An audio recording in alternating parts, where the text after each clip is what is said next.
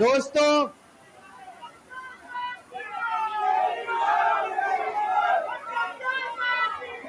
आज आप लोगों के बीच में आके बहुत अच्छा लग रहा है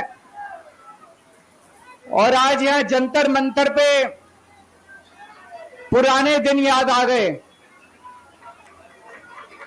मेरे को आज भी याद है, तारीख भी याद है।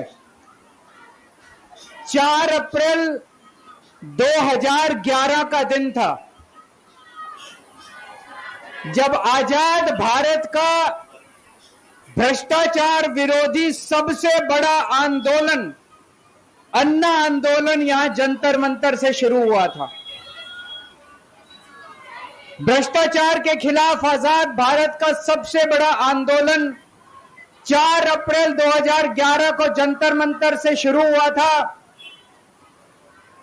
1.5-2 साल, कभी जंतर मंतर, कभी मुंबई, कभी रामलीला मैदान। लेकिन उस वक्त की सरकार भी बहुत अहंकारी थी, उन्होंने हमारी बात नहीं मानी। चैलेंज करते थे, चुनाव लड़के दिखाओ, जीत के दिखाओ, चुनाव लड़के दिखाओ, जीत के दिखाओ, कहते थे ना। हम तो छोटे से लोग थे, हमें तो चुनाव लड़ना नहीं आता था और चुनाव लड़ने के लिए पैसा चाहिए, गुंडे चाहिए, आदमी चाहिए। हमारे पास तो ना पैसा था, ना आदमी थे, ना गुंडे थे, हम चुनाव कैसे लड़ते? पर वो बार बार कहते थे चुनाव लड़के दिखाओ, चुनाव लड़के दिखाओ। हम भी चुनाव लड़ लिए और देखो जनता ने हमको जिता दिया। पहली बार में दिल्ली में आम आदमी पार्टी की सरकार बन गई।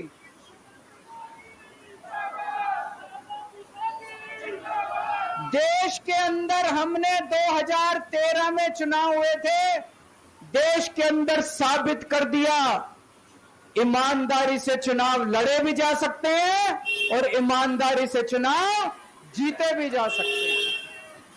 जब हम चुनाव लड़े थे उन दिनों में तो ये कहते थे सारे पार्टी वाले, अरे इनकी तो जमानत जब्त होगी, केजरीवाल की जमानत बच जाए चाहे। पहली बार में सरकार बन गई थी दिल्ली के अंदर हमारी 49 दिन की सरकार। ईमानदारी से चुनाव लड़े थे हम, हमारे पास कोई पैसा नहीं था, कोई आदमी नहीं था, ईमानदारी से चुनाव लड़े थे। देश में साबित कर दिया कि ईमानदारी से चुनाव लड़े जा सकते हैं। पिछले 10 साल से दिल्ली के अंदर हम लोग सरकार चला रहे थे, ईमानदारी से सरकार चला रहे थे, ईमानदारी से पैसे सरकार के बचा रहे थे और ऐसी ऐसी सुविधाएं दी हमने जनता को जो कोई कल्पना भी नहीं कर सकता। बिजली 24 घंटे कर दी, बिजली फ्री कर दी, बिजली पानी फ्री कर दिया, महिलाओं के लिए बसों का किराया मुफ्त कर दिया, बुजुर्गों के लिए तीर्थ यात्रा कर दी, शानदार अस्पताल मोहल्ला क्लिनिक बना दिए, लोगों का इलाज मुफ्त कर दिया, शानदार स्कूल बना दिए, लोगों की शिक्षा शानदार कर दी, बच्चों को भविष्य दे दिया। 10 साल ईमानदारी से काम किया। मोदी जी को लगने लगा कि अगर इनसे जीतना है तो इनकी ईमानदारी पे चोट करो, इनको बेईमान साबित करो। तो प्रधानमंत्री जी ने एक षड्यंत्र रचा।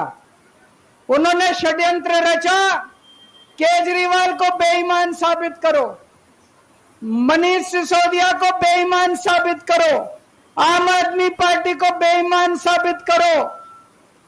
और षड्यंत्र रच के इन्होंने हमारे सारे बड़े बड़े नेताओं को एक एक करके जेल में डाल दिया। दोस्तों, अब हम जेल से बाहर आ गए और जेल से बाहर आने के बाद मैंने इस्तीफा दे दिया। आपके मन में यह चल रहा होगा कि केजरीवाल ने इस्तीफा क्यों दिया।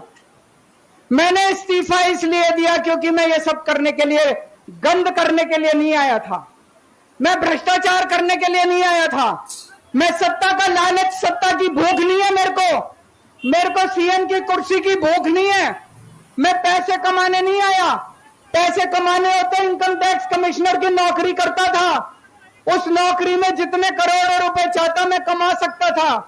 पैसे नहीं कमाने, देश के लिए आए थे, भारत माता के लिए आए थे, देश की राजनीति बदलने के लिए आए थे। दोस्तों,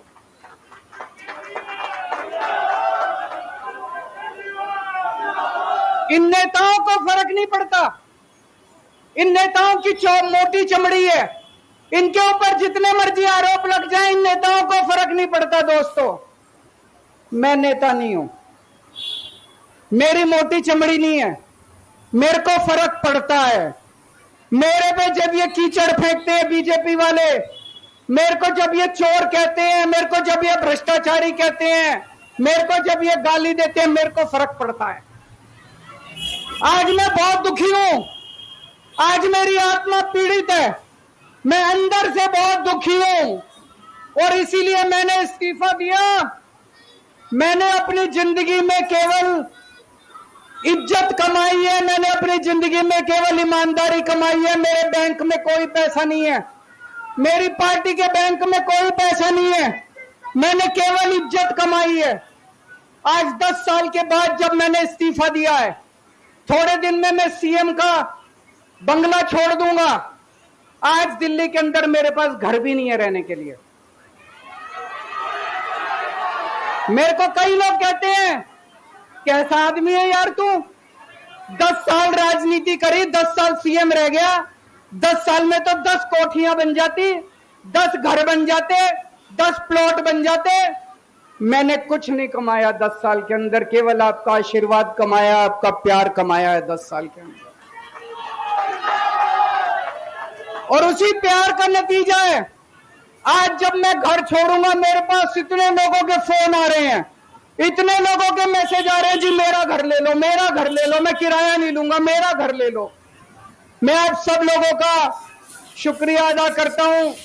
अभी श्राद्ध चल रहे हैं, श्राद्ध खत्म होने के बाद जैसे ही नवरात्रे शुरू होंगे, मैं सीएम आवास छोड़ दूंगा और आप में से ही किसी के घर आके मैं आपके साथ रहना चालू कर दूंगा।